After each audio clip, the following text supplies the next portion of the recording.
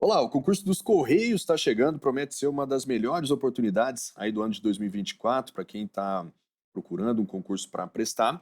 Mas uma pergunta sempre aparece quando se fala em concurso dos Correios. Afinal, o empregado dos Correios ele pode ser demitido? Afinal, eu vou estudar tanto para esse concurso para ter o risco de ser demitido lá na frente? Como é que isso funciona? É sobre isso que nós vamos falar nesse vídeo, tá? Vou explicar tudinho para vocês como que funciona na teoria, nas leis e também na prática, beleza? Mas antes disso, peço que você se inscreva aqui no nosso canal, aqui no canal do Direção Concurso.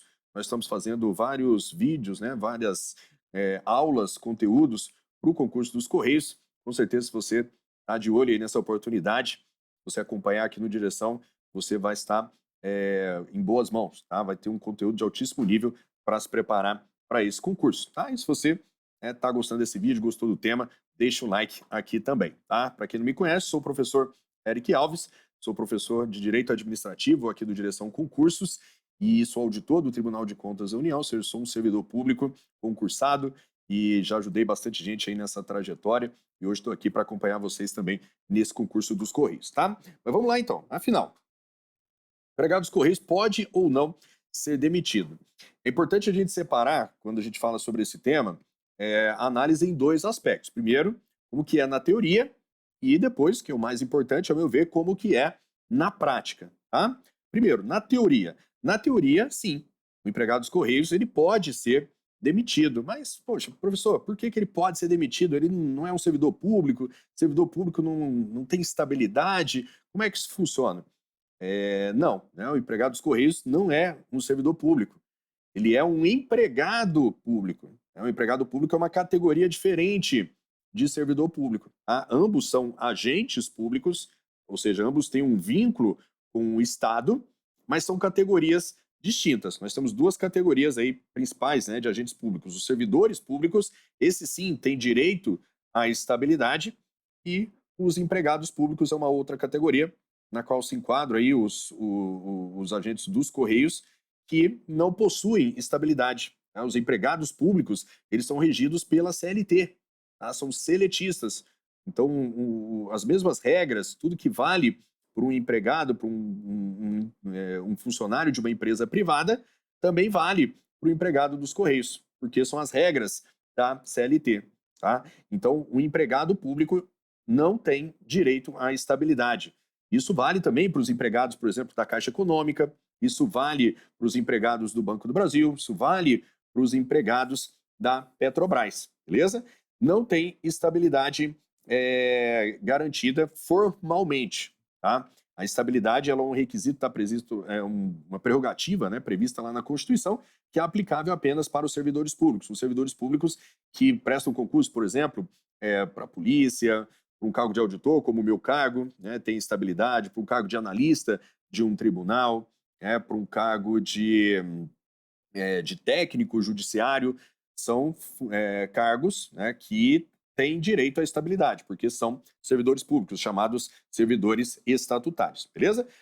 Então, tá, beleza. Formalmente, um empregado público dos Correios, ele pode ser demitido. Isso na teoria, ele não tem direito à estabilidade, né? Inclusive, o STF, ele reconhece isso. Ó. Teve uma decisão recente, agora do STF, aqui é um artigo meu que eu escrevi no blog do Direção Concursos, tá? Um artigo de 2024, ó, fevereiro de 2024, comentando uma decisão recente do STF sobre o assunto. Olha só, o plenário do STF, no dia 8 de fevereiro, ele reafirmou sua jurisprudência, né, ao decidir que o empregado público, ou seja, o empregado dos Correios, incluindo, né, o empregado da Caixa, o empregado do Banco do Brasil, que são empresas estatais, né, admitido por concurso, né, e demitido sem justa causa, tem o direito de saber o motivo pelo qual está sendo desligado, seja por insuficiência de desempenho, metas não atingidas, necessidade de corte de orçamento ou qualquer outra razão. Então aqui o STF ele admite a possibilidade de o empregado ele ser demitido, inclusive sem justa causa, ok? Só que aqui o STF ele já traz um outro aspecto que aí já é diferente do que acontece na iniciativa privada. Na iniciativa privada, quando o sujeito ele é demitido sem justa causa, a princípio, o empregador ele não precisa dizer por que ele está mandando aquele funcionário embora, né? Ele pode, inclusive, mandar embora porque ele não gosta dele, né? Não fui com a sua cara, né? Não gostei de você, ainda que você trabalhe bem, ainda que você atinja os resultados, a empresa é minha, né? Eu não gostei de você, vou te demitir sem justa causa. Isso pode acontecer na iniciativa privada, obviamente. Esse empregado que foi demitido sem justa causa, ele vai levar lá, né, as suas verbas rescisórias, conforme a lei, porque foi demitido sem justa causa, mas ele vai ser demitido. E aí o empregador vai colocar alguém que ele gosta lá dentro. Isso pode acontecer na iniciativa privada. Na, nas empresas públicas, não é bem assim. Ah, não é bem assim. Aí a gente já começa a ir um pouquinho para a prática. Lembra? Eu falei para vocês na teoria pode ser demitido, mas na prática não. Olha só, aqui o que o STF diz, ó, o empregado ele tem o direito de saber o motivo pelo qual está sendo desligado. Insuficiência de desempenho, metas não atingidas, necessidade, né, de corte ou qualquer outra razão, né? E aqui a gente tem que lembrar que as empresas estatais elas estão submetidas aos princípios da administração pública. Isso também está na Constituição, né? E o STF ele entende, reafirmou a sua jurisprudência aqui nessa decisão que o empregado público, ao ser demitido, essa decisão que levou à sua demissão, ela precisa ser motivada, né? O que é a motivação? A empresa, né, a empresa pública, a estatal, ao demitir aquele empregado, ela tem que dizer quais foram os motivos que levaram àquela demissão.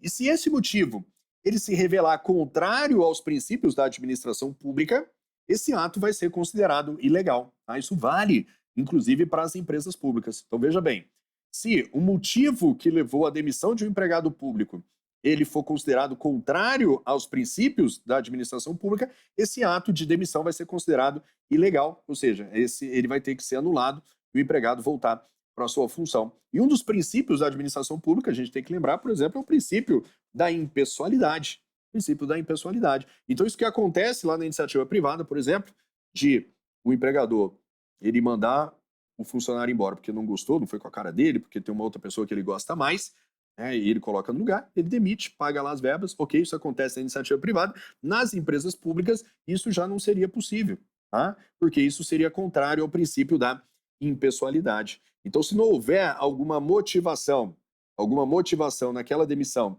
que seja condizente com os princípios, essa demissão vai ser considerada ilegal. Por isso que precisa dessa motivação. Por isso que essa motivação é necessária, justamente para que o empregado que eventualmente for demitido, ele saiba os motivos da sua demissão, né? E se ele entender que esses motivos não condizem com os princípios da administração pública, ele pode se buscar ali os seus direitos, por exemplo, perante o poder judiciário, né? E essa questão, essa situação da motivação, né?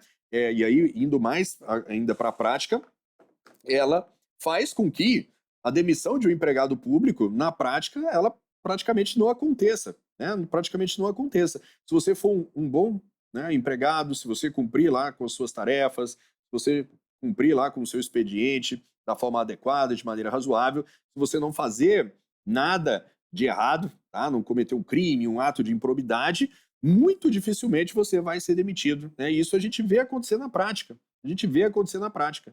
É muito difícil, e eu trabalho com administração pública também já há muito tempo, e é muito difícil, muito raro, nós vemos empregados públicos sendo demitidos assim, do nada. Né? São demitidos aqueles que cometem algum crime, que fazem alguma coisa errada. Isso acontece, inclusive, com os servidores públicos. Com os servidores públicos que têm estabilidade. Um servidor público que tem estabilidade, ele, se praticar um crime, né, fizer algo errado, praticar alguma irregularidade, ele vai responder um PAD e pode ser demitido também.